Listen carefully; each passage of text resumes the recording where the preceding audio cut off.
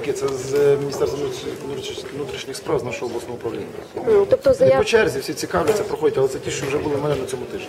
Тобто заяви не писали, Ще ні, вони просто взяли зразки оглядають? заяв, а всі решта графічні матеріали, сказали, ми будемо робити самі за містами. А чи зверталися родичі, наприклад?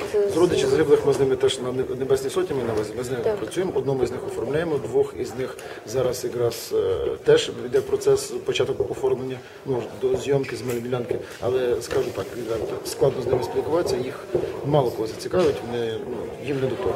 Але ми переконуємося, що це потрібно їм, їхнім родинам, їхнім нащадкам. І працюємо з них теж по собівартості, тобто практично в ноль. А від чого залежить територія виділення? Це тобто суто за бажанням людини, чи є якісь Десь ми мірки? орієнтуємося на те, що запропонували органи місцевого самоврядування, а те, що поза межами населених пунктів, де компетенція більше нашої землі державної власності, десь орієнтуємося на місце їхнього проживання і за бажанням. Тобто, щоб забезпечити їхні потреби і бажання. Зрозуміло, добре, дякую.